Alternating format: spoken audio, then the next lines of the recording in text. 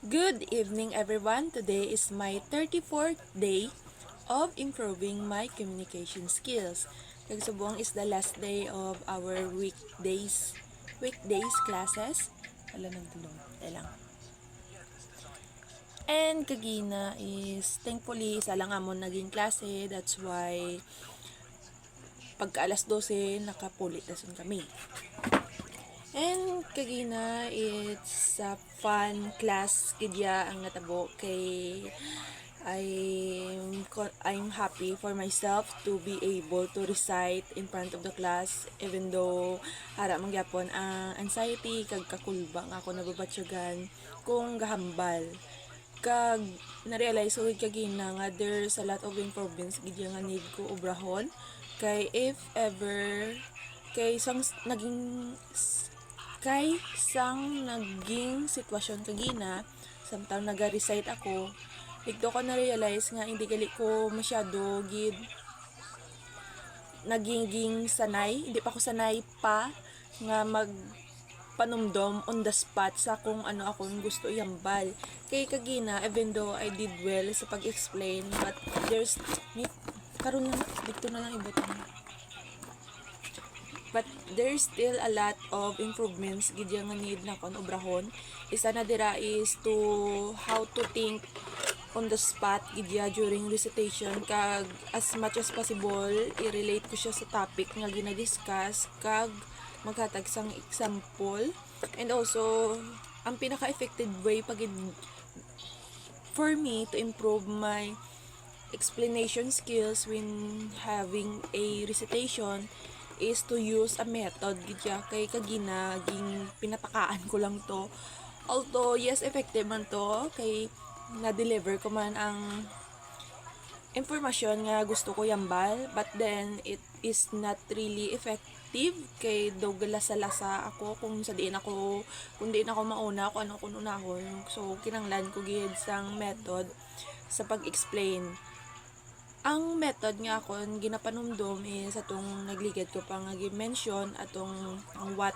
why kag magatag sang example. Amo na siya ang actually apat ina sa ibalik ko lang pagkaapat is what naman na ina siya or why it is important to mga muna bala. Dapat ina nga method need ko na siya praktisan as much as possible kag in order for me to be more sanay is kinanglan ko expose akong gagalingon gidya sa recitation para miski pa paano is throughout sa akong nga pag-recite sa pag-asa sa kamot sa pag-answer is maiban-ibanan gamay akon kakulba kag ang pagpangurog nakon pati ang bala sa akong boses kagina kay need ko gid siya gusto ko gid siya improve that's why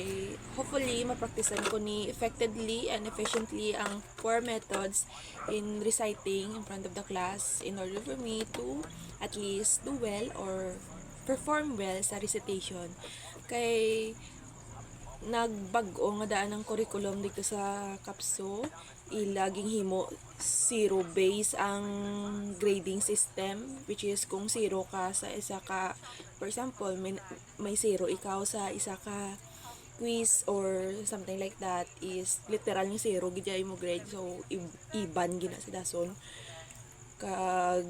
very strict gid sila when it comes sa mga favoritism bala wherein for example kung nalagbong ka dabi sa grade tapos gusto mo istoryahon ng professor dito nga at least papasaron ka or something like that so sadto effective ba na siya kag amo na siya naging rason ko naman do medyo nagdamo amon din lister bangod may mga muna klase ako nga classmate but then subong hindi na siya effective kay syempre bago na nga daan ang presidente sa Kapso and they are very strict with that may penalty kung madakpan ka nga ginaistorya mo ang professor para lang i-convince siya nga pataason ang imo grade. And tapos pagpuli ko, wala ko na-realize pagka alauna, wala na ko katilaw kaon, natulog na lang gid ko diretso kag subong lang ko nga alas 7 sang gabi nabugtawan. okay man, fresh man ako niya pamatyagan. Wow. Kag, yeah, that's all. And the quote of the day tasubong is manumdum ko na. And the quote of the data is to take your time slowly gidya sa mga bagay nga gusto mo i-achieve. Meaning, hindi mo pag sinakuon gid mo ko galingon kag pressure nga dapat dasig mo progress kay it is not really effective gid kay you're just putting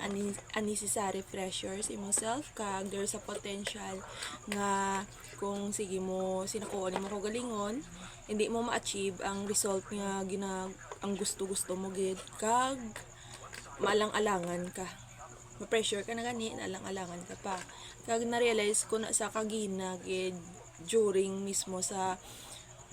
sa pag-recite pa lang wala kay before nga daan ako nag-decide nga mag-recite miski nakulbaan ako kag wait gid ko kabalo ko ano ko nimuon pero ginambal ko na sa konjulingon nga I don't need to be well, I don't need to be perfect gid kay syempre ganaan first time pa malang ni and I should allow myself to take slowly, to take my time, and to allow myself to be, just to start. Muna siya ang naging rason ko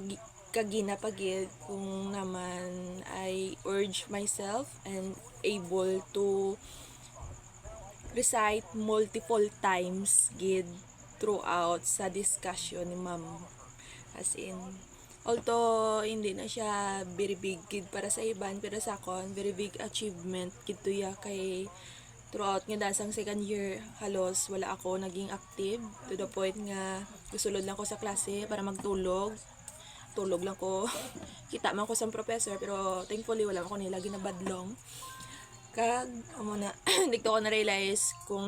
gaano ko ging sayang ako ng oras para lang gid mag-cope up bala sa naging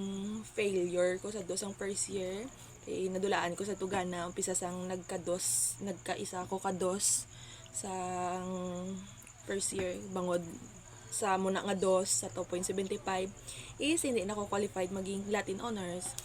pero subong thankfully I get back to myself naman I'm able nga to get out sa comfort zone. Ginamatamat ko lang siya kaya hindi ko gusto biglaon akong kagalingon. Kay hindi ako aware nga may mga other things gali ako nga ginakahadlokan which is wala ko na siya sa to gina-acknowledge but subong balaan ko na. Ang isa sinais way ko kabalo nga may anxiety gid gali ko seriously sa in front of the audience to the point nga dutikan na gid ko yung mga panic attack kagapon gid to OA siya pamatian pero kung ikaw gid ya ang very person nga sa sinang posisyon dira mo mabatsyagan kung gaano ka kulba abi ko sadto mga muna klase nga tawo mga naga panic attack balagang ba sila panic attack panumduman ko sila sadto mga OA sila kaya naman mapanik attack kaya do ka OA man pero sang ako na mismo naka-experience nabatsyagan ko dikto ko na kung gaano kabudlay kag literal nga seryoso gid saya kay grabe ang kabog simudughan kag may times nga nabubudlayan ka maghinga which is hindi ako aware sina sa nga may muna gali ko abi ko ya confident ako ning gani na extrovert nga sanay sa makipag-istorya sa tawo pero kung nagit ko ya mismo sa tunga-tunga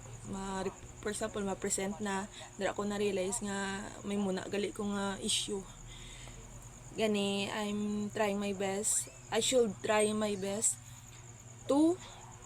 improve that at least kay hindi ko na siya nga daan madula hindi na siya nga daan madula ara na ginaya sa kon but I have the power to control it kag amo na akong goal subong gidya kay amo na siya ang pinaka-importante nga weakness nga need ko siya lampasan although nakulbaan ako nadlok ako kag very confusing siya sa kon But then I need to overcome it in order for me to effectively improve my communication skills. That's why muna ako naging quote of the day. Let's take everything slowly. But syempre, doesn't mean nga pawat-awatan mo mo kagalingon. Pwede mo matamat, pero ayaw pagpawat-awati. Kung balaan mo malang kinanglan na siya, need i-achieve urgently, then you do it. Kung may time ka pa man niya to at least process everything, then take it slowly. So, hindi ko na siya pwede ma-generalize, nakadepende gid siya si mo kagalingon, si mo gusto, si mo magiging goal. Kung for example, dabi ang imo goal sa kabuhi, gusto mo maging manggaranon or at least maging okay balay mo lifestyle nga financially free ka, ina siya nga goal, although para sa iban very far away or unrealistic, pero kung determinado ka gid nga amo gid na imo gusto, ma-achieve mo na. Basta ayaw ka magpawat-awat, pangita ka paagi, miski sa mga gamay nga bagay, umpisa ka. For example, umpisa ka obra, umpisa ka ipon, mga bagay nga muna nga para sa ibando ka awat, pero if maghatag ka effort to at least start something bala, is may ma-achieve ka gid kisa sa maghinulat ka sa perfect time tapos wala man lang gali na abot. Kag amo ginang permi ginhambal sa iban is it is much better to start something miski gano pa na siya kagamay kisa sa wala ka lang may ginaobra, hulat ka lang sa oportunidad nga hindi man matabo kung hindi mo pag-umpisahan. Ilog applicable man na sa sakon subong sa dog throughout sang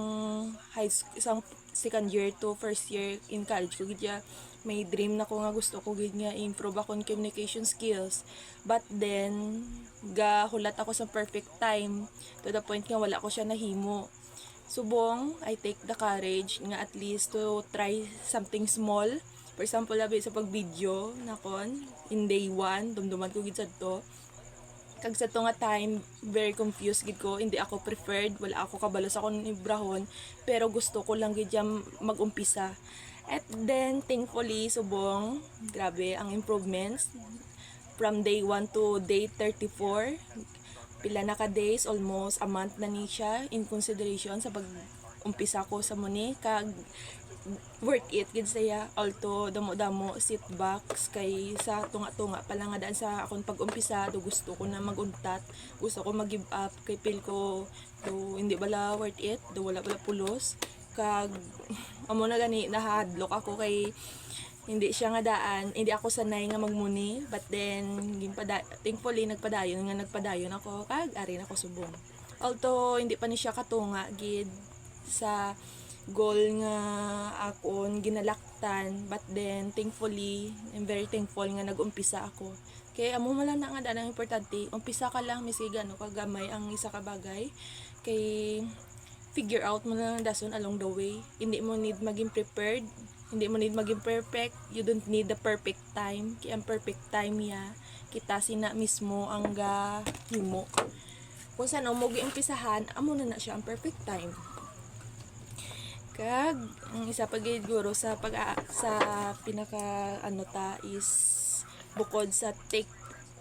time, take everything slowly, is also to